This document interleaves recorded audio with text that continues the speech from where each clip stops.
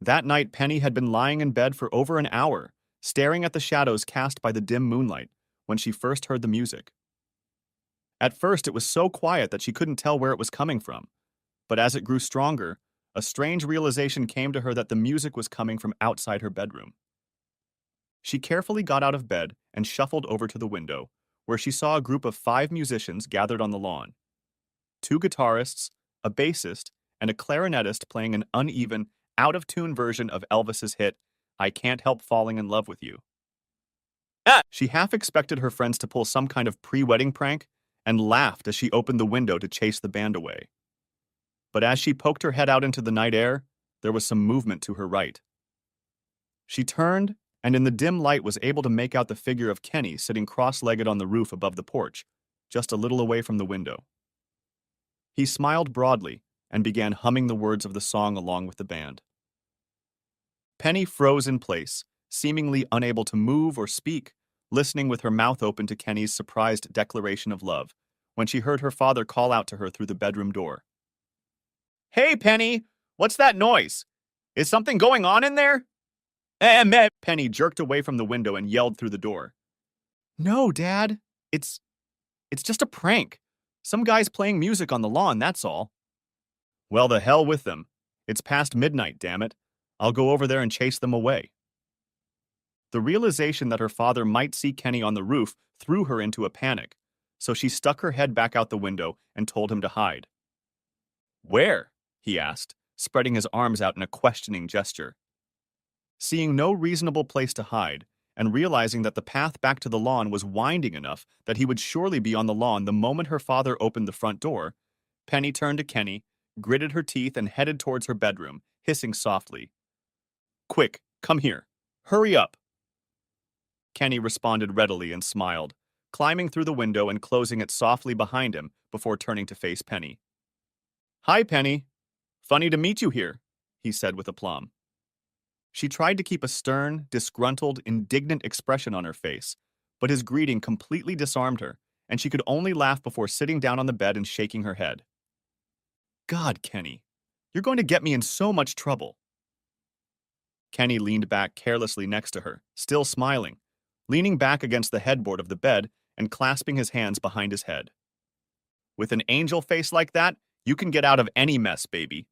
Any kind of trouble." "You're such an asshole, Kenny." "I wouldn't say that, baby. You know I mean it." He nodded his head and raised his eyebrows for emphasis. Then his eyes caught the pendant around her neck, and he gestured at it. You're wearing an opal." Penny lifted it with her hand and looked down at it, then returned her gaze to Kenny. Yes, I do wear one. It's a very sweet gesture. A lovely gesture for a friend, Kenny. Thank you. Thank you very much." "Is that what we are, Pen? Friends? Because the truth is, I feel differently about you. What I said last night, I meant it." "I love you, Penny," he said in a husky, huffing voice. "I love you too." Next chapter. When Penny awoke, she was greeted by the soft snoring of Kenny Bailey lying on his side and her mother's voice coming through the doorway. "Penny, honey, it's time for you to get up, sweetheart. It's getting late." Penny, in a sudden panic, slapped Kenny's shoulder several times to wake him up and then quickly covered his mouth with her hands as he spoke, gesturing frantically toward the bedroom door and his mother's voice. "Penny, did you hear me?" Yes, Mom. I'll be right out." "Honey, I have your dress here. Let me get it and put it on your bed so you can put it on when you're ready." "Wait! Wait, Mom!" Penny practically screamed, jumping up from the bed. "Don't come in! I've got really bad gas! I think, don't!" Her mother's voice took on an incredulous tinge as she started to open the door. "What? Don't be silly. I'll just come in, put the dress on your bed and—" "No, Mom!" Penny shouted, slamming her shoulder against the door to keep it from opening fully, and then came face to face with her stunned mother, who was still standing in the hallway, blocking the way into the bedroom of her clearly disturbed daughter, who seemed to be mumbling something incoherently. "Seriously, Mom, it's just really bad in here. really bad I can barely stand it myself. And, well, it's just so weirdly awkward. You know, and I'm going to go downstairs now and I can put my dress on there.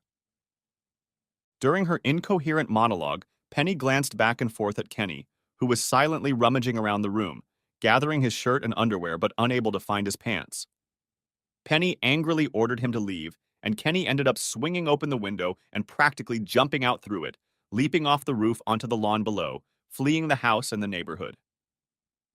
During his escape, Penny managed to maintain her strange conversation by constantly referring to the relatively toxic atmosphere she had created in her bedroom, essentially forcing her mother to stay in the hallway until she was sure Kenny had safely left the room. At that moment, the tone of her voice changed, and she opened the door abruptly, inviting her mother in. Okay, Mom, if you insist, you can come in, but I warned you. She briskly strode across the room to close the window, and noticing Kenny's pants by the dressing table, discreetly shoved them under the bed. Meanwhile, her completely confused mother slowly crept into the room, sniffing the air cautiously before allowing herself to take a deep breath. Penny, I don't know what you're talking about. It smells wonderful in here. Penny smiled nervously at her mother. Really? I think it smells awful. It must be the nervous tension of the wedding day. Yeah, yeah, I guess so, said her mother with vague concern. Next chapter. Penny sat in a hard upholstered straight-backed chair in the preparation room adjacent to the chapel. Her immaculate wedding dress flowed around her in perfect white waves. Her hair was arranged in elegant romantic ringlets. Her hands were folded in her lap, and she was staring blankly out the window. At that moment, she heard the sound of the door opening and the quiet sound of footsteps on the carpet. Please, please, I'd like to be alone for a few minutes, stated Penny, not checking to see who had come in. And then her mother's voice reached her, soft and gentle, loving and kind. It's me, Penny. Mrs. Miller sat quietly in the chair across from her, looking intently at her daughter, a look of pain and sympathy on her face. In her hands, she held Kenny's neatly folded jeans and his wallet. Pen, honey, she said, picking up the jeans. I found them under your bed. Do you want to talk about it? Penny stared at them dumbly for a while, then burst into tears. Oh, oh my God, Mom. What am I going to do? I don't know what to do. Penny's mom put her jeans on the floor, pulled her chair closer to Penny, and took both of her hands, gazing intently into her face as she spoke. Penny, honey, what do you want, sweetheart? Who do you want? Because that's all that matters.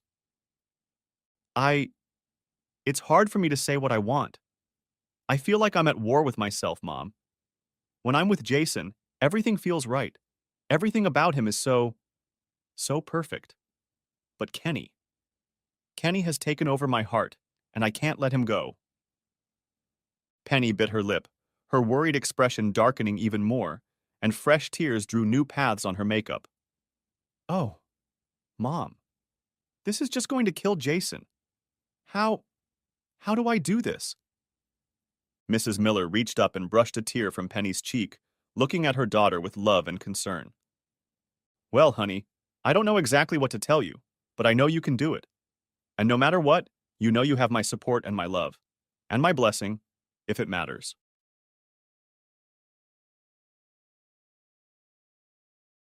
Next chapter.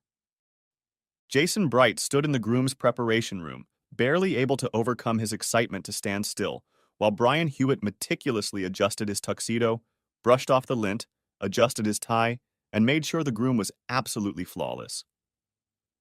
While Brian was adjusting his tie, Mrs. Miller and Penny entered the room, and Jason's face broke into a wide, excited smile, which immediately turned into a mask of concern when he saw the distressed expression on Penny's face, accentuated by red eyes and tear tracks.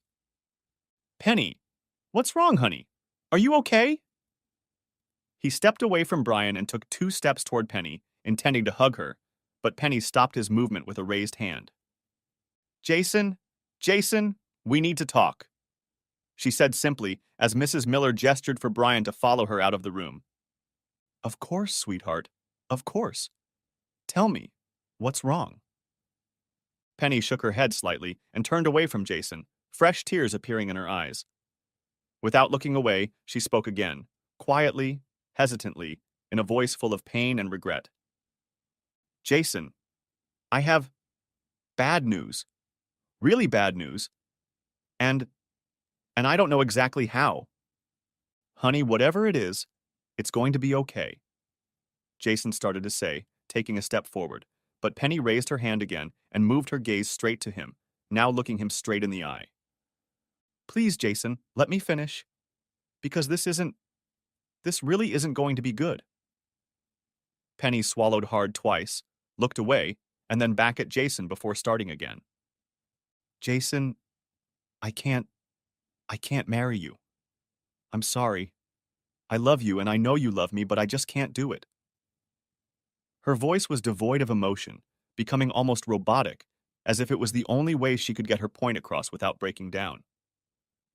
Jason shook his head and faked a smile that should have been reassuring, but the fear and vulnerability behind it only made his heart ache more. Penny, honey, if you're getting cold feet, I understand. We can put this off. We can take our time and... Penny shook her head violently, hot tears streaming down her face, which had taken on a determined look. No, Jason, no. I can't marry you now. I can't marry you ever. It would be a mistake for both of us. I can't be your wife, Jason. I just can't. I'm so sorry. Jason spread his hands in a pleading gesture and took another step forward. But Penny? He started to say, but she only sobbed, taking off her wedding ring and handing it to Jason with a trembling hand. And then, gasping in pain, she turned away from him abruptly and stumbled out of the room, tripping over her dress. Next chapter. John Bright was standing in the foyer of the church, not far from the chapel, when the pandemonium began. He saw Penny's mother come out of one of the preparation rooms with Brian Hute and say something earnest, her somber face not in keeping with what he expected to see from the mother of the bride on her wedding day. While she was talking, several women managed to sneak up and overhear their conversation until they apparently caught the gist of it, at which point they began thrashing around the church to set off a chain reaction of gossip. Soon both men and women were animatedly discussing what was going on, tugging on the sleeve of any passerby to elicit more information. By this time, Brian's conversation with Mrs. Miller was almost over and had become decidedly unpleasant. Brian blushed, his nostrils flared as he gave Penny's mother some firm, final opinion, then turned and headed back to the groom's room. John took a few quick steps toward him. Hey, Brian, what's going on? Brian looked at John and shook his head in disgust. It's off, he said emphatically. The wedding's off. Wait, what? That can't be, replied John, heading with Brian to the ready room. But all his doubts about the veracity of Brian's information were dispelled when he saw his son stagger out of the room with anguish on his face. His tuxedo was disheveled, his previously perfectly combed hair was now a mess, and his eyes were wet with tears. Oh my God, son. Son, what happened? Jason could only stare at his father and shake his head, effectively rendered speechless by the devastating news his ex-fiancée had just given him. At that moment, Kenny Bailey burst into the church without coat and tie, half-dressed in his suit pants and unbuttoned white shirt, and demanded the attention of the first muscular woman in too much formal dress that caught his eye. Where is she? The woman nodded excitedly toward the archway leading to the reception hall, and Kenny, realizing this, hurried in the same direction. John watched the scene, squinting his eyes, looked back at Brian, who had a look of disgust on his face, then at Jason, who still looked dazed and incoherent, and at the archway through which Kenny had disappeared. John's face turned red, and he began clenching and unclenching his fists, pushing his way through the crowd toward the reception hall until he reached the hall itself. There, amidst a crowd of happy, chattering spectators, Kenny knelt down in front of Penny, who, still in her wedding dress, sat in a straight-backed chair and nodded happily through dried tears as Kenny held her hands and spoke to her with a broad, reassuring smile. Shaking with overwhelming rage, John cast a long, angry glance at the couple and exploded. "What is this shit?" Those words caught the attention of the entire crowd, who as one turned to look at John with surprise and disgust, but their disapproval didn't faze John. "You mean to tell me that my son's heart is broken because of this loser?" He gestured at Kenny, an incredulous expression on his face. Penny began to cry again, and Kenny, gritting his teeth, began to rise, while off to the side, Penny's father quickly made his way through the crowd to John. "Look, I'm asking all of you who seems to be taking such pleasure here while my son is goddamn eating his heart out. I'm asking you if it's true that this bitch—" As soon as the word bitch left John's mouth, Penny's father unclenched his fist, and the blow came like lightning to the corner of John's mouth, causing him to stagger and take a step back. John wiped his mouth with his hand, then turned his attention back to Penny's father, a murderous expression frozen in his eyes, and his mouth set in a grim, bloody smile. Clenching his fists, he strode toward Mr. Miller, who, clearly surprised that his punch had had no effect on John, began to back away awkwardly. But just as John came within striking distance, Jason's voice, tired but firm and insistent, stopped him. "Dad, no. It's not worth it. It's not worth it. None of this is worth it." John looked at his suffering son, and the rage on his face melted away, leaving only a look of calm understanding. Brian walked over, put his arm around John, and they began to make their way through the crowd toward the church exit, with the guests flanking them. But Jason paused for a moment, looking around the hushed crowd before he stopped his gaze on Penny, agonized anticipation written all over her face. He reached into his pocket and with a smooth motion tossed the wedding ring toward Penny. It hit the tile floor with a loud clink and bounced twice before falling next to her foot. "Goodbye, Penny," he said in a voice with bitter finality, then walked out of the room like a prisoner sentenced to death. Next chapter. 1,000 days. Jason sat hunched over in front of the coffee table in the small living room of his apartment, chewing the last bit of cereal and staring blankly out the window at the coming dawn. He stood up slowly and stretched, then walked across the living room floor past the chair she usually read in, past the closet where her clothes were kept, and entered the kitchen where she was cooking and dumped the empty bowl into the sink. 1,000 days, he muttered, looking at the empty bed, littered with crumpled sheets, evidence of another night spent alone, of bad dreams and insomnia. He stripped off his workout clothes, showered and shaved before slipping into his usual dark conservative suit, tying his tie and turning his back to his reflection in the mirror, and walking out of his lonely apartment to work. 1,000 damn days, he said aloud, walking across the garage to his car and remembering another, far more painful walk. That day, after leaving church, he'd essentially staggered to the car, barely able to get to it with the help of his dad and Brian. The ride home was barely bearable. His father insisted on driving and spoke to him in the most soothing tone a gruff, exhausted man could have, trying his best to convince Jason that the world went on and that life would eventually get better. His father stayed with him for a week while Jason struggled to come back to life, first in an almost catatonic state, then incoherent, and finally in a state of sluggish depression. 1,000 days, and this is still the best part of my day. Sighing, he pulled into the Prairie Tower parking garage and nonchalantly took the elevator to the 42nd floor. He made his way to his corner office, nodded to the janitors, the only people on the floor at this time, and then sat down at his desk and turned on his computer.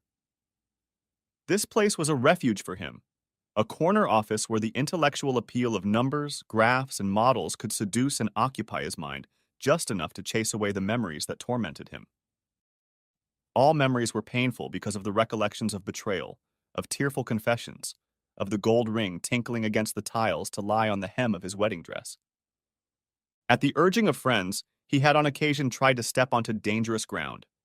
In particular, he had 5 dates with 5 different women. All of the dates were awkward, with forced smiles and sporadic, awkward conversations, and none of them were so successful that either party even considered trying again. They all ended fairly early, even without a kiss on the cheek. After the fifth date, about 6 months later, Jason came to the conclusion that he wasn't ready to socialize with women at all, let alone date, and once again decided to seclude himself.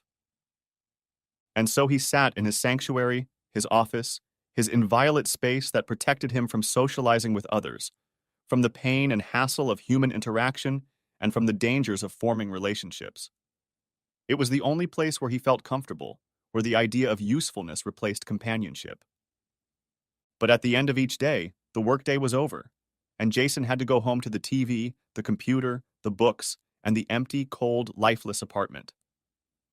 And he was gradually realizing that he couldn't lead the life of a high-tech hermit indefinitely, and that even for him, some minimal socializing was necessary. So that night, instead of going straight home, he decided to do something different, to try to go to the social party Brian had urged him to attend with an enthusiasm that bordered on coercion. Leaning back in his office chair and folding his hands on the back of his head, Jason worried about the discomfort he would feel this evening, and for a moment he thought about brushing it off. But, pursing his lips, he discreetly shook his head with a look of determination on his face and stood up to grab his car keys. Next chapter. The house was large, almost a mansion, located on a street lined with other mansions. There were cars everywhere, filling the driveway, parked on both sides of the street, and two even parked neatly on the lawn. Jason put the car in a small spot a block or so away from the house and texted Brian his arrival, slowly making his way through the parked cars. When he reached the front door, Brian was already out to meet him, smiling broadly and shifting nervously from foot to foot as Jason approached. To keep him from turning around and running away, Brian put his arm around Jason's shoulders and quickly pulled him inside. Despite its size, the house was crowded with people. They crowded around, laughing, watching a baseball game, playing volleyball in the backyard, eating barbecue and drinking beer. Brian took Jason from room to room, showing him off to old friends and introducing him to new acquaintances at a brisk pace. The men greeting him with cheers and pats on the back, the women with flirtatious smiles and small talk. To his surprise, Jason was enjoying himself, and for the first time in as long as he could remember, he felt something akin to confidence when talking to women. After wandering around the house and sampling the food and entertainment, Jason and Brian became engrossed in a game of pool, which was held in the large recreation room. When Brian left to get a beer, Jason felt comfortable enough to wander around the house some more. Eventually, he made his way to the media room where he ran into Buddy Johnson, a pleasant, chubby former classmate who had taken up temporary shelter next to a table laden with potato chips and juice. Buddy smiled broadly at Jason. "Hey, Jason, haven't seen you in a while. What's up, man? You want some chips? There's barbecue outside, too." No, I'm fine now." Jason smiled back, then nodded at the big TV that was currently running commercials. "What are you watching?" Buddy swallowed and ran his tongue over his lips before answering. Yeah, we just got done watching the Cubbies lose in an extra innings." Buddy rolled his eyes in disgust, then continued. "But it just got switched to some movie. When it's over, I think they'll hook up the Xbox to play. I think it's almost finished, so it won't take long if you want to play." Jason nodded in response to Buddy's words and stood behind the couch littered with people as the movie started again. Jason nodded in recognition, bit his lip, and began to rub his hands restlessly, recognizing the plot. It was the end of the movie The Graduate, and he was watching Benjamin Braddock, Dustin Hoffman's character, abandon his car, which had no gasoline in it, and set off on foot to frantically make his way to the wedding. When he arrived, he found the doors to the church locked and eventually made his way to the glass wall at the back of the chapel. Jason swallowed hard twice and began breathing rapidly through his nose as he watched Braddock bang on the glass and call out Elaine over and over again to get her attention, and then turned pale as a sheet when Elaine turned in response to Braddock's words, and spotting him, abruptly left the chapel in a burst of chaos and fled with Braddock on a bus, leaving her fiancé behind. The informal audience, which included not only those seated on the sofa, but also several couples sprawled on the floor, were clearly amused by these scenes. Two of the men, who had been drinking heavily, began shouting "Elaine, Elaine" as the scene played out, while the others laughed and giggled. Jason, however, found himself bent over with his hands in his lap, as if his head was suddenly foggy or even nauseous. One of the women walking by to grab a bite to eat delicately placed a hand on his back and gently asked if he was okay. He stood up, embarrassed, and looked around at everyone gathered, who were so enamored with the idea of a woman leaving a man at the altar for someone who obviously offered more. He looked at the woman, a short, olive-skinned Hispanic woman with a concerned, uncertain smile, shook his head, and without a word, disappeared out the door. Next chapter. Brian walked with bated breath to the door of Jason's apartment and stood in front of it for a minute or more before he raised his hand to knock. When nothing happened, he knocked a second time, louder and more insistently. This time, a shuffling sound was heard, and then the door opened, revealing a tired and disheveled Jason Bright, dressed in shorts and an old t-shirt. "Oh, hi, Brian. What, what do you need?" he asked, opening the door wider, silently inviting him in, and then turned and headed back into the living room. Brian hesitated for a moment and then followed him, turning to Jason. "Hey, man, sorry to barge in on you like this, but when I call, I only get your voicemail and I wanted to talk. I just wanted to say I'm sorry about how the party went last week, with the whole movie thing and everything. You didn't need to come over to apologize. It wasn't your fault. In fact, it wasn't anyone's fault." "Yes, it is. But you know I was worried about you, and I wanted to make sure you were okay. And I guess I wanted to talk and get it to you that... "What?" asked Jason tiredly, sinking down onto the couch. Brian sat on the edge of the couch, folding his arms across his chest, and contemplated his friend before answering. "That you have to move forward, Jace. You've had a rough patch, but you need to get out of it and live your life." "Oh shit, Brian. It's easy to give out advice like that, but I got stabbed in the back, damn it, by the person I should have trusted the most in my life. It was the most painful and humiliating thing I've ever gone through, and it was all thanks to the woman I was in love with. How the hell do you move on after something like that? Do you have any idea what that feels like? Any idea?" Brian held up both hands, as if trying to stop Jason's words, and his pain, with a simple, firm gesture. Just stop, Jason. Just stop. You're right. I've never had to go through anything even remotely like the emotional blow that Penny dealt you. I understand that. But as a friend who cares about you, I'm saying that you can get over it if you want to, but it's going to take some effort and some courage." Jason snorted in disgust. "So I'm some kind of coward now because I got dumped? Is that true?" Brian shook his head in despair. "Come on. You know that's not what I'm saying. I'm just saying that how your life turns out is largely up to you. You can stay isolated and alone, trapped in this apartment like some character from Great Expectations, or you can at least try to start something new." Jason sat up, his face clenched in an expression of frustrated anger, his mouth opening and closing in an attempt to respond. But there were no words, and then, as if exhausted by his own emotions, he collapsed back onto the couch. "Shit, Brian. I don't even know how to start. I can't even figure out what to do." Brian smirked, pulling a folded piece of paper out of his pocket. "Well, Jace, Brian just might have the answer for you." He unfolded the paper and placed it on Jason's knee. Jason picked up the paper suspiciously and studied it, his eyes frowning as he read. "Brian, it's just a list of girls. A list of girls who would love to go out with you. Names and numbers, all kinds of information. All you have to do is call."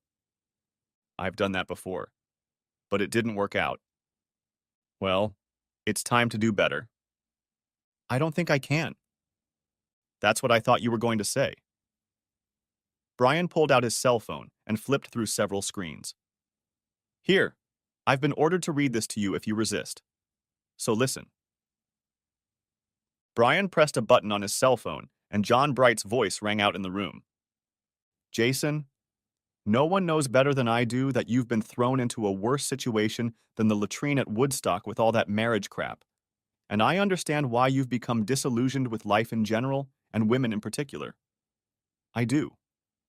But honestly, son, it's time to grab life by the balls and start living again. I've seen you do some amazing things, and now I'm asking, or maybe insisting, that you do another amazing thing. I want you to put all this crap behind you and start having fun. Smiling Brian has a list of girls he assures me are top-notch. I'm not sure if Brian has more than 3 working brain cells, but I will say this. He seems to know a thing or two about women. So in this case, and this case only, I want you to do what he says. You don't need to get involved in anything serious. Play the field, have fun, put your past behind you. You have too much ahead of you to live in a self-imposed prison. Jason sat on the couch with his arms folded across his chest and rocked slowly back and forth, staring blankly at the list he had placed on the coffee table in front of him. "Well?" asked Brian, after a few minutes of awkward silence had passed. "What?"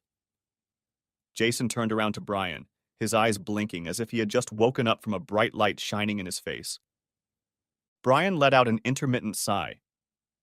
"You're going to get your act together. Ask one of these girls out, and try to start a life." Jason started to nod his head. "Yeah," he interrupted him abruptly. "Or are you just going to continue this slow social suicide like this?" Brian waited with his hands folded on his hips, and Jason watched with a strangely amused expression as Brian's aggressive, defiant attitude was replaced by incredulous surprise. Wait, what did you say? You said that you're going to ask some of these girls out? Is that what you said?" "Yeah, that's exactly what I said." Jason's voice grew sharply stronger and more convincing. "My dad's right. You're right. I have to live my life. I have to move forward."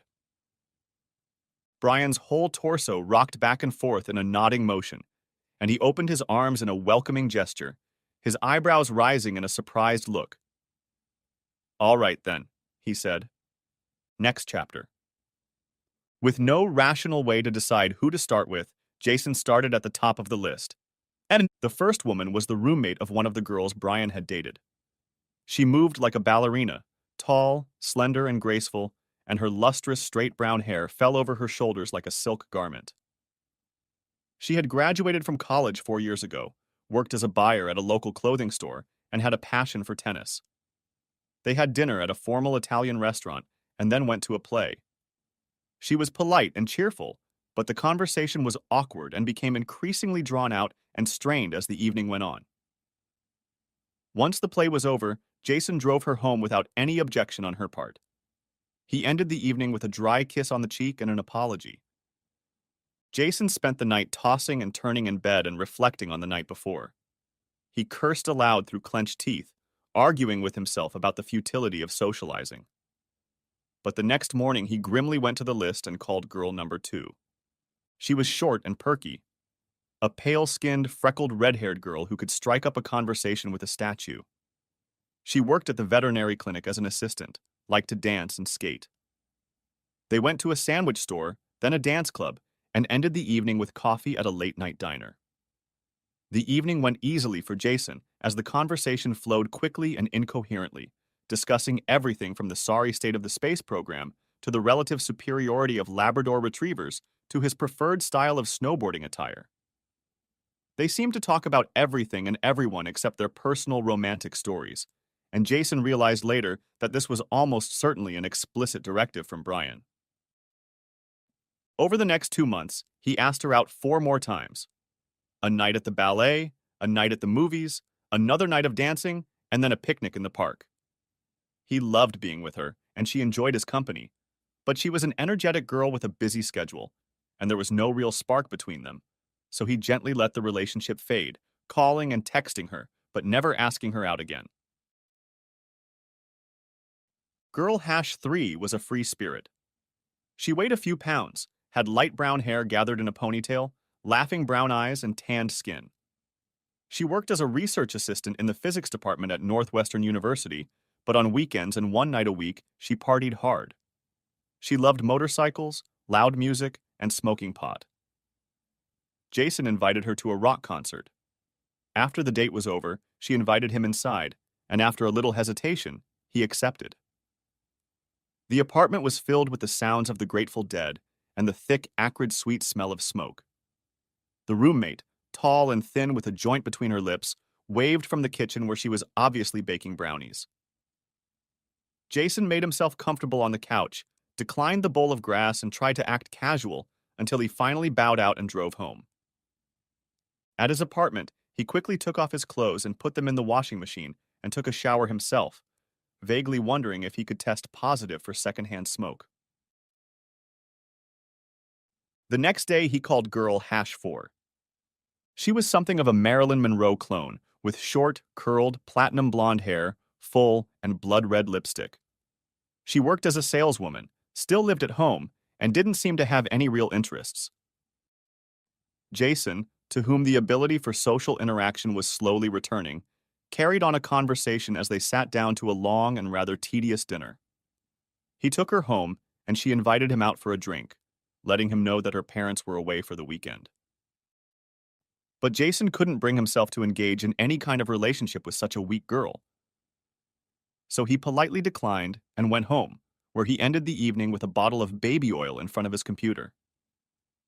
Girls 5 through 7 were cute, outgoing, fun, but otherwise unremarkable. He enjoyed meeting them, having good conversations, enjoying laughter and easy intimacy. He made second, third, and even fourth dates, but never felt anything but pleasant satisfaction, and began to worry that the relationship he had with Penny would forever slip away from him. He began to think that he might have to find someone he could be comfortable with, or maybe just love, and that deep love like he had with Penny was just not meant to happen again. But that was before girl number 8 came along. Gail Ann Rawson was a 28-year-old University of Illinois graduate with a degree in marketing and a solid advertising job at a downtown department store. To most observers, she was, if not beautiful, at least pretty. Shoulder-length ash blonde hair framing a heart-shaped face, cool, lightly freckled skin, and a soft, comfortable body. She was also the only girl on the list that neither Jason nor Brian, for that matter, had ever met. Her brother worked with Brian, and when he heard about Jason, he called his sister over. Brian took one look at her picture and put her on the list. When Jason called, Gail was wary and a little reserved, even surprised that Jason had called her specifically.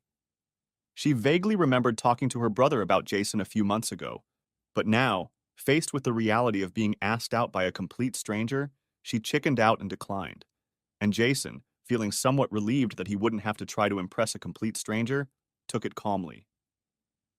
But a couple of days later, Gail called back and apologized for her refusal, explaining that she hadn't wanted to at first, and after talking to her brother again, she'd changed her mind about going on the date. They talked for a few minutes on the phone, joked about how blind dates can be uncomfortable, and made plans for a lunch date later in the week. They met at a small downtown cafe specializing in soups and salads. The conversation was awkward at first. Typical opening remarks, job and education descriptions, general information about family life, and idle comments about soup and bisque preferences. Gradually, the conversation became lighter, more casual and spontaneous.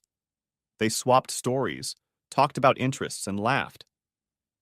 When they finished eating and Jason held out his credit card, he looked at his watch and was amazed to see that he was 30 minutes late for his scheduled return to the office. He hastily paid and led Gail out to the sidewalk where he hailed a cab for her and then caught his own. Next chapter. Back in the office, he absent-mindedly went about his afternoon work, reflecting on his lunch with Gail. Following his plan to not seem needy or overly concerned about any of the girls he'd had a good time with, Jason decided to wait a couple days before contacting Gail again. After a few hours, he decided he wanted to invite her to a play that was coming to town in a couple weeks, and figured he'd better call her the next day so she'd have a chance to book the date. By late afternoon, he changed that plan and decided to call her later to invite her to dinner that weekend.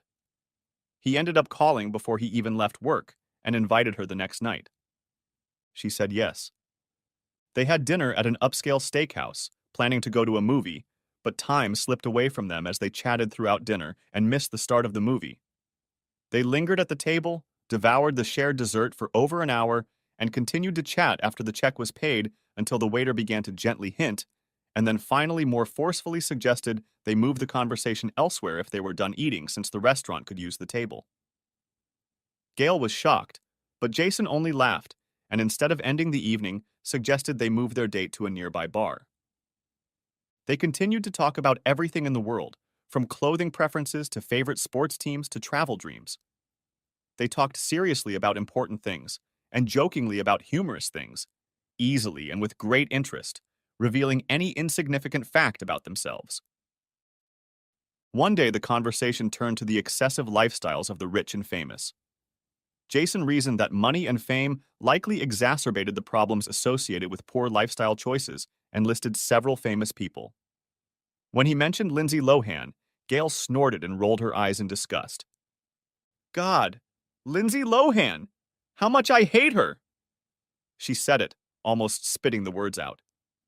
Jason raised his eyebrows and shook his head puzzled. Why does she annoy you so much?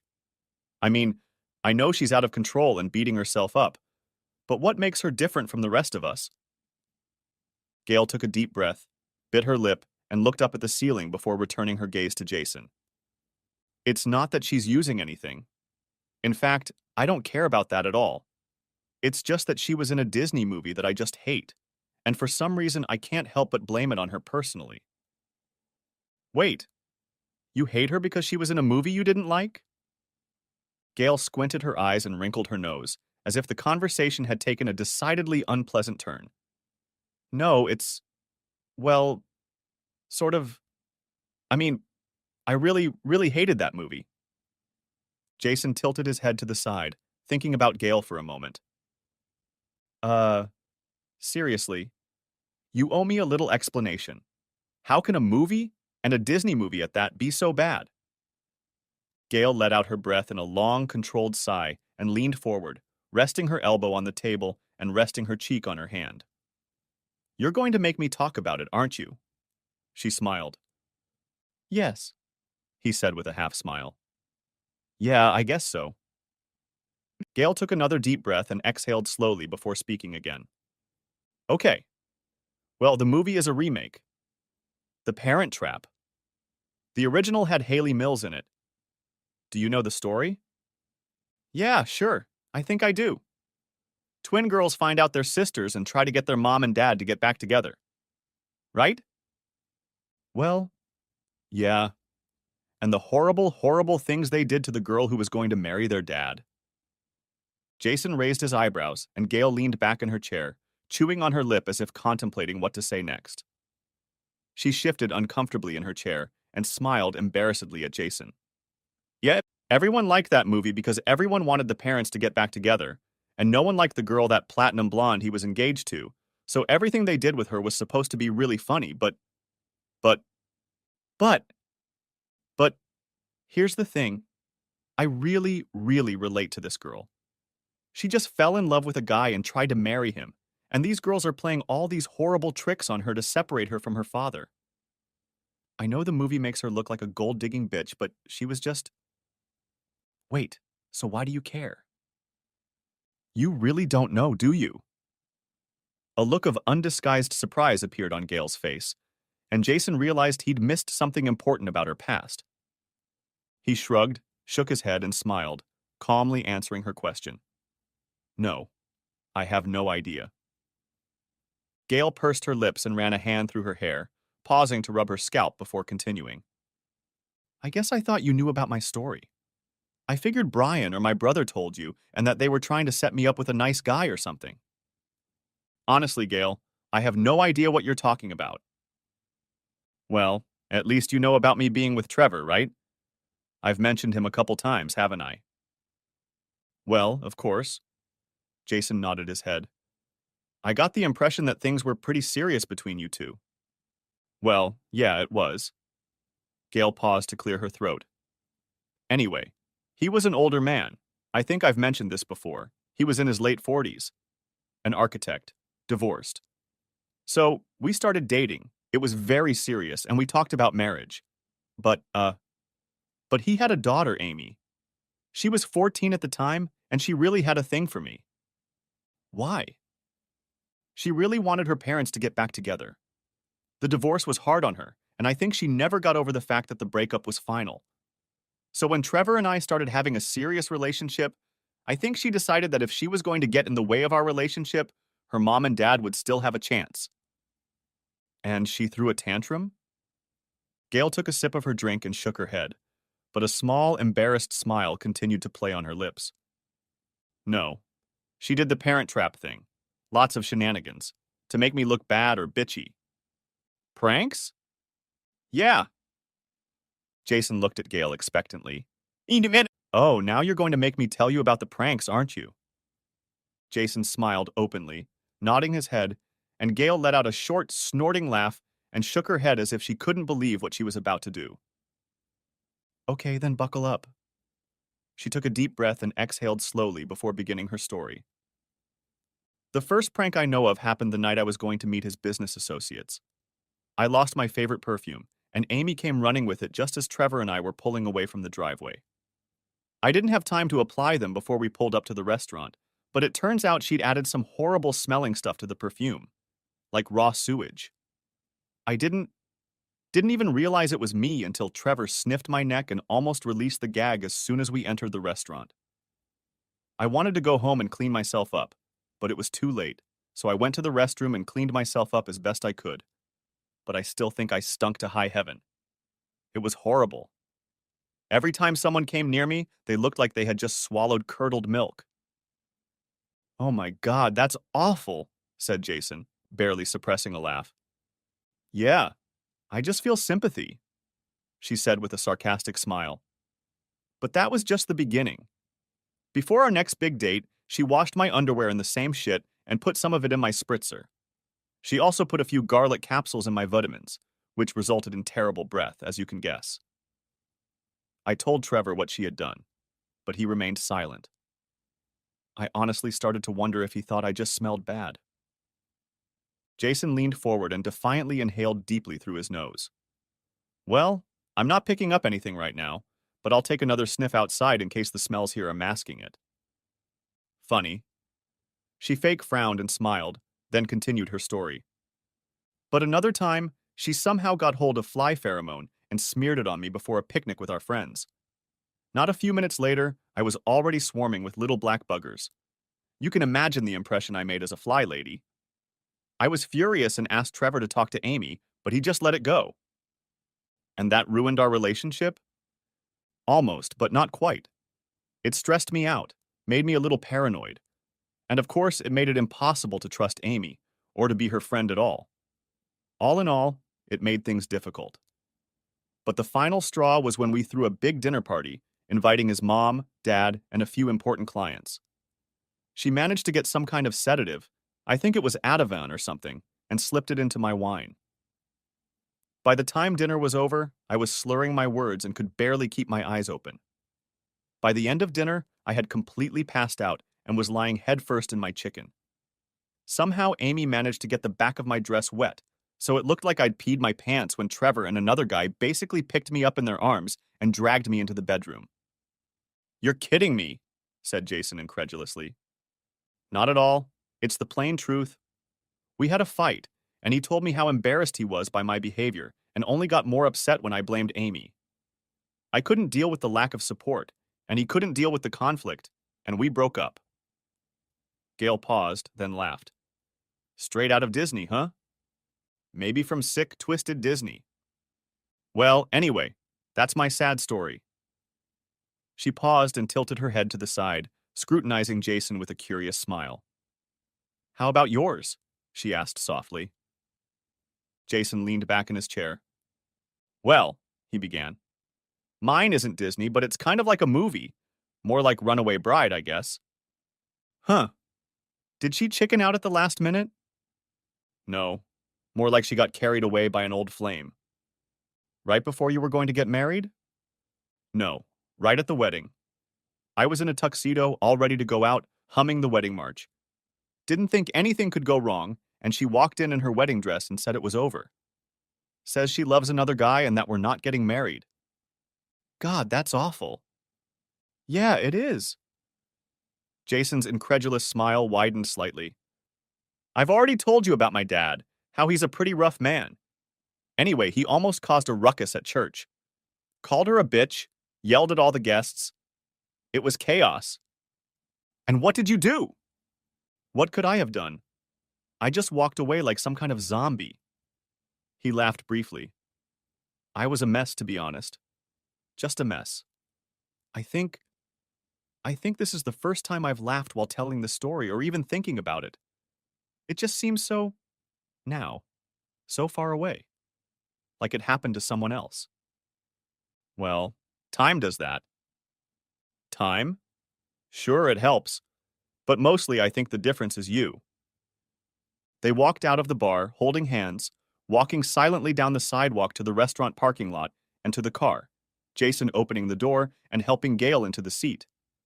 He slid into the driver's seat and fiddled awkwardly with the seatbelt and ignition before turning nervously to Gail. I don't mean to be cavalier, but I had a really good time tonight, and I thought maybe you might want to spend some more time together. There aren't many available right now, but we could go to my place. It's not that far from here. Gail turned away and stared out the window, saying nothing, and Jason's invitation pressed down on her like a giant, embarrassing weight. After a few moments, Jason broke the silence stiffly. Look, I'm sorry. I didn't mean to embarrass you. We haven't known each other that long, I know that. So again, I'm sorry. I didn't mean to. As he spoke, Gail turned to face Jason and looked him in the eyes with a direct, searching gaze. Yes, she said simply, abruptly interrupting his apology. Yes? Yes, we haven't known each other that long. And yes, I'd like to go back to your apartment. Next chapter. 15 minutes later, Jason stood in front of his apartment door, swinging it wide open to Gail, and simply announced, There she is! Wishing he had offered something more witty. She entered the apartment slowly and stopped in the hallway, letting Jason take her coat as he walked past her. Come on in and sit on the couch if you'd like. She took 2 small steps forward and hesitated, slowly turning her head as she looked around the apartment, giving the impression of cautious uncertainty. Jason continued.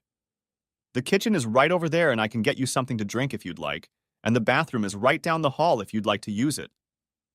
He gestured toward the bathroom, anxiously awaiting a response from Gail, who continued to stand still at the entrance to the living room, looking around the apartment, moving from the kitchen to the living room, from the living room to the hallway, and finally back to Jason, bestowing on him the same tense look she'd cast on him in the car when she'd accepted his invitation. Jason, she said in a quiet but clear voice, just take me to the bedroom. Next chapter. And a really good start turned into a vigorous romance, a courtship that was nothing less than sensational. Life seemed new and exciting. Their romance was so strong and intense that it extinguished all doubts and fears that could have hindered their relationship, and so they got engaged to be married as soon as possible to plan the wedding. Like everything else in their relationship, the plans and events leading up to the wedding went flawlessly, without worry or resentment, and all of Jason's worries and nervousness were relegated to a part of the mind that was reserved for the impossible.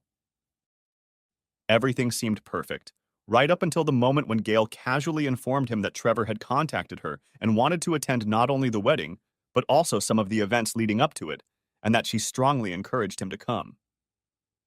Jason felt a lump stirring in his chest when she said that, but trying to appear reasonable and confident, took the information as casually as possible, hoping that Gail was just trying to be polite, to be the bigger woman and allow an ex who wanted to be a friend to attend an important event.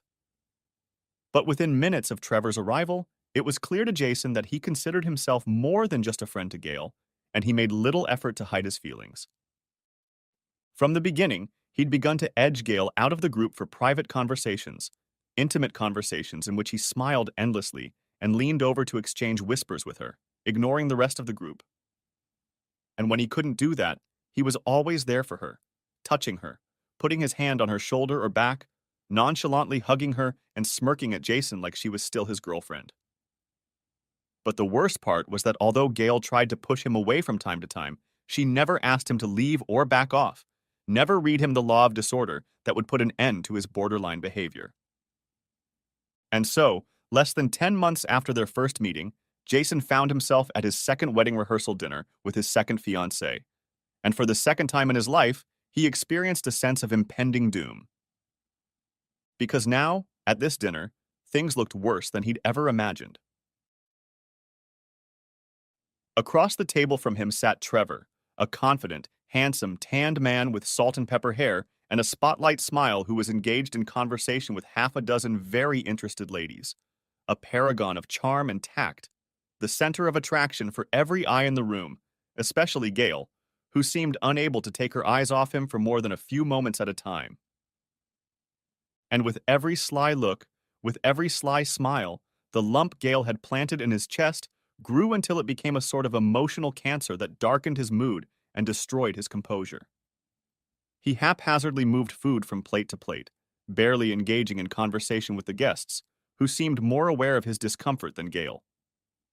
Finally, with a resigned sigh, he pushed his plate away and muttered softly to himself, placing his elbows on the table and massaging his temples with his knuckles. Gail finally turned her attention to him. "God, are you okay? You look a little sore." Jason looked at her with a blank, almost threatening stare, trying to decide what to say, then leaned over and hissed in her ear, the tone of his voice so angry and foreign it hit her like a fist. "Damn it, Gail! If you're going to take me down, why don't you just use a knife?" Gail's eyes widened in wild, frightened disbelief. "What? What? What's wrong, Jason? What are you talking about?" Jason snorted with a mocking half-smile. "Come on, Gail. I've been here before," he said, nodding slightly in Trevor's direction. "You basically invited your ex to our rehearsal without asking me. You suddenly have secrets. You're having private conversations, clearly arranging some sort of meeting or something. And now, at dinner, you can't take your eyes off him, smiling to yourself, probably about some personal fantasy. And you're nervous. I know how this ends. I've been here before. Maybe we should just move it over here, switch places? Would that make you feel better?"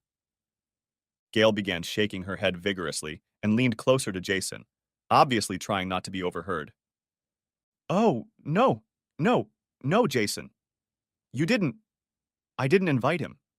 He kind of invited himself. He said he wanted to be there, that he wanted to see me. And well, I had something I wanted to do. And that's why I was secretive. I knew you, that you'd be mad, so I just didn't tell you. I... Angry about what? Because of some last-minute tryst? Why the hell would I be upset about what my fiancée is doing before her wedding to her ex-boyfriend and not be entertained? No. Jason. No. Just stop." Her voice was suddenly low and insistent, the panic of a moment ago replaced by firm determination. "This isn't what that you think." Jason raised his eyebrows expectantly, and Gail took a slow, deliberate breath through her nose before starting again. "Look, if you wait a minute, just a couple minutes, I think you'll see." At this point, one of the women Trevor had been fawning over suddenly asked loudly, "What? What's that on your teeth?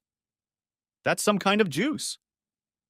Without trying to understand what the woman was talking about, Gail smiled broadly at Jason and raised her eyebrows. "Or maybe you won't have to wait at all." Jason turned around with a disgruntled face at the new commotion. What he saw seemed so strange that for a moment he had trouble making sense of what was happening. Trevor was still smiling, still sitting elegantly, but now he was bringing his hand to his mouth with a puzzled and concerned look. His bright white teeth had somehow turned a disgusting dark blue color, as had his lips, and a small drip mark on the right side of his chin. "What the hell is that?" said Jason absent-mindedly, eyes wide. What did you do?" "Oh, we're not done yet," remarked Gail carelessly, turning to look. "Not finished at all."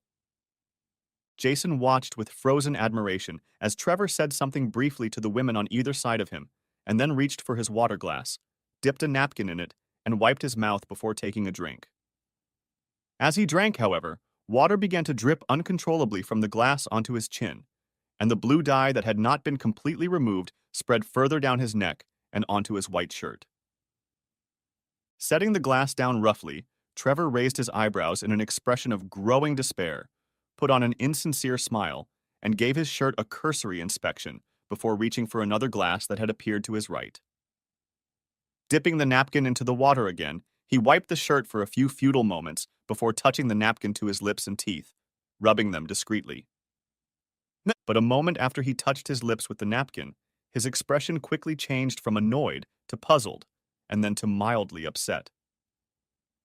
To confirm his thoughts, Trevor picked up his glass and took a sip, whereupon his expression of frustration instantly turned to panic, and his face turned a deep red color, and his eyes seemed to pop out of his eye sockets. His appearance deteriorated further when he ran his hand mindlessly over his scalp, inadvertently turning his perfectly oiled hair into an ill-formed stack of black spikes. The final humiliation came when, in a desperate attempt to find relief, Trevor started to get up to run to the bathroom, but found that he was somehow stuck to the chair. Unable to free himself, he grabbed the nearest knife and began desperately sawing off the spot on his pants that was obviously glued to the seat, while the polite exclamations of his fellow diners grew more and more intense and turned into not quite polite laughter. Trevor finally stood up with a tearing sound and paused briefly before rushing into the restroom, wild hair, wild eyes, blue lips, and red face. In Jason's opinion, Trevor had gone from confidently handsome party leader to some kind of corporate clown in a matter of moments. Well-dressed, with a powerful circus act, an image that would be etched in the memory of Jason and all the guests present for years to come. Oh, oh my God, that's just really cruel. And incredibly funny, said Jason, turning to Penny, who was watching with a look of smug amusement. Oh yes, yes it was, she replied with practiced nonchalance. Especially the last part. I didn't expect it. Jason's voice became a conspiratorial half-whisper. What do you mean you didn't expect it? That's a credit to you, isn't it? Oh, it wasn't just me. In fact, it was mostly my partner in crime. Partner? Well, yes. I needed help pulling this off, and I found the perfect person. A grown man with the heart of a 12-year-old boy. Gale nodded faintly toward the end of the table, where Jason spotted his father grinning like the Cheshire Cat. His smile grew even wider when he saw the couple looking at him, and he raised his wine glass in a toast. Oh my God, said Jason, laughing. What have I gotten myself into? I don't know, Gale replied, lowering her eyes and wrapping her arm around his. What did you get yourself into? Heaven. Heaven, I guess. Next chapter. Penny parked the pickup under a shady tree, wiped the sweat from her forehead, and cursed the broken air conditioner before climbing out of the cab. She walked slowly up the dirt concrete driveway and weed-strewn cracks to the duplex door, passing a tiny lawn with crisp brown grass and a perpetually broken sprinkler that stood as a monument to the futility of summertime. She unlocked the screen door and stepped through the open front door into the living room. The fan on the crate by the sofa was running at high speed, blowing air on her sleeping husband. She slammed the door shut on purpose, creating enough noise to make Kenny stir and open his eyes. Hey, babe, he said in a husky voice, rubbing a hand through his uncombed hair. What time is it? Penny stood with her hands on her hips and surveyed the cluttered living room. An empty pizza box and an uneaten bowl of cereal on the coffee table, a video game console on the floor by the couch, a pair of socks and a few folded pieces of paper. The TV was on, the intro to the video game was playing, and country-style music was playing on the radio in the kitchen. It's 4:30, Kenny, she said, and headed for the fan, leaning over to catch the breeze on her face. Did you interview for any jobs today? Kenny sat up straight, stretching lazily. How was I supposed to go on interviews when you have a truck? Penny stood up again and put her hands on her hips, raising her eyebrows. I don't know. You could have looked online, filled out some forms, made some calls. It's been 7 months, and we're really at our financial limit. Have you done anything? Anything? Kenny held his breath, letting out an intermittent hiss. Yeah, I did something.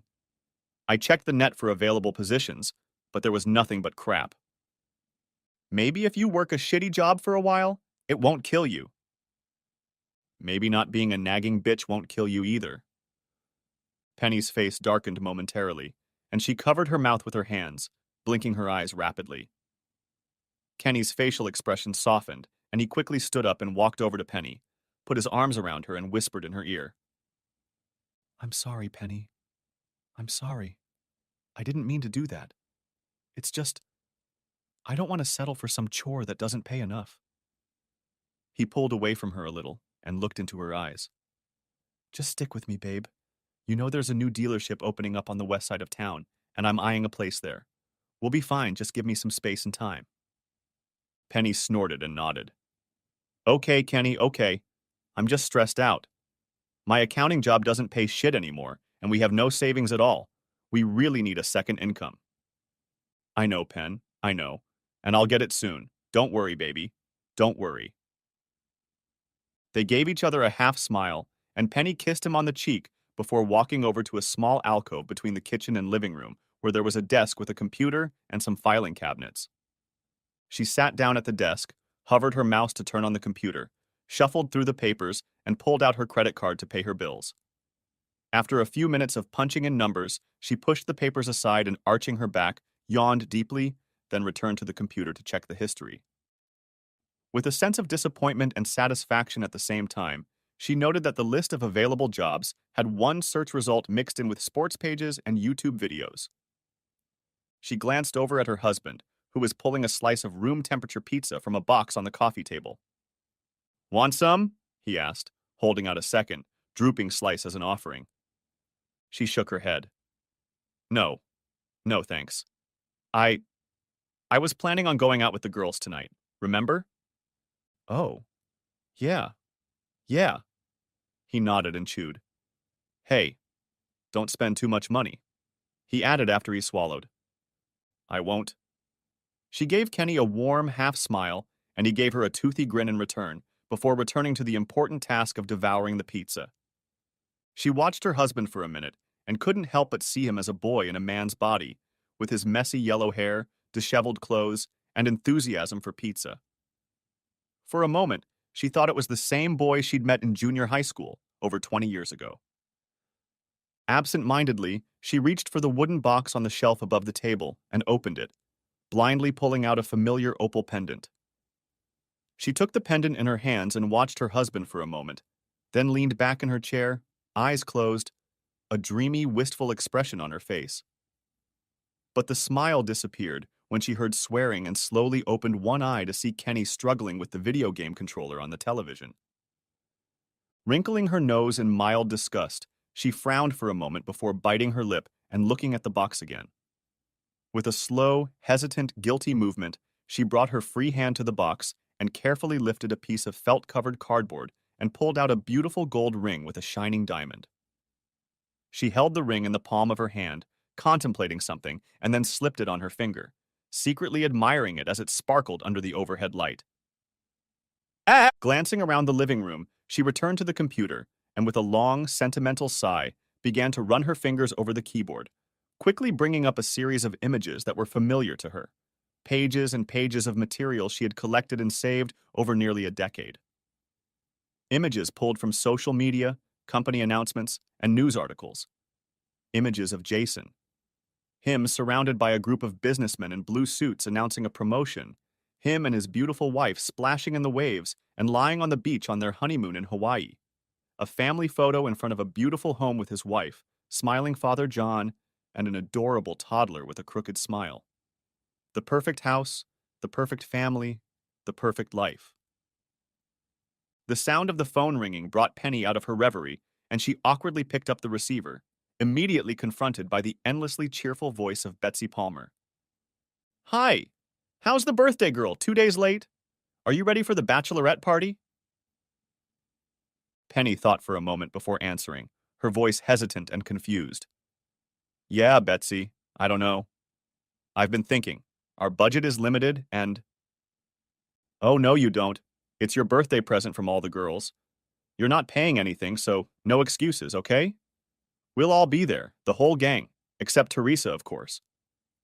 Wait, Teresa can't come? Why? Betsy's enthusiasm faded for a moment. Uh, I guess you haven't heard. She's… well, she got a second job and can't come in today. Tim's back in rehab and she has to work part-time to make ends meet, so… Oh, shit. I had no idea. Betsy glared again. Yeah, it sucks. But look, we'll do her some other time. Tonight we're going to have a blast, and you better not be late or we'll miss the start of the show. The show? Yeah, remember we talked about going to the movies, and there's a new romantic comedy with Jennifer Lawrence on. It's supposed to be really cute. But it starts at 7 o'clock, so we have to have time to eat. And there was a pause as Penny bit her lip in thought before replying in a reluctant and concerned tone. Is that all that's playing? Well, there's also a Tarantino Western, but that's pretty much the only option. Betsy highlighted the words Tarantino's Western with a long, sarcastic stroke, clearly expressing her disapproval. Penny snorted before replying, her voice remaining quiet and unsure. I don't know. I think maybe I should watch a Western. Betsy's voice became incredulous, and she let out a half-hearted chuckle. Really? You're kidding, aren't you? A shooter? I didn't know you liked Westerns. Penny pressed her lips together and looked at her husband, who sat cross-legged on the old rug amidst the trash and junk he'd let accumulate around him, completely absorbed in his video game, furiously manipulating the controller. And then she looked at the image on her computer screen again, Jason and his perfect little family standing happily in front of their gorgeous home. When she answered, there was a deep melancholy tinged with sentimentality and regret in her voice. Betsy, it's not that. It's not that I like Westerns, Penny gasped. It's that I really, really hate romantic comedies. The end. If you haven't watched the first part of this video, the link will be in the description. Thanks for watching, I hope you enjoyed it, so subscribe to my channel and watch the next video.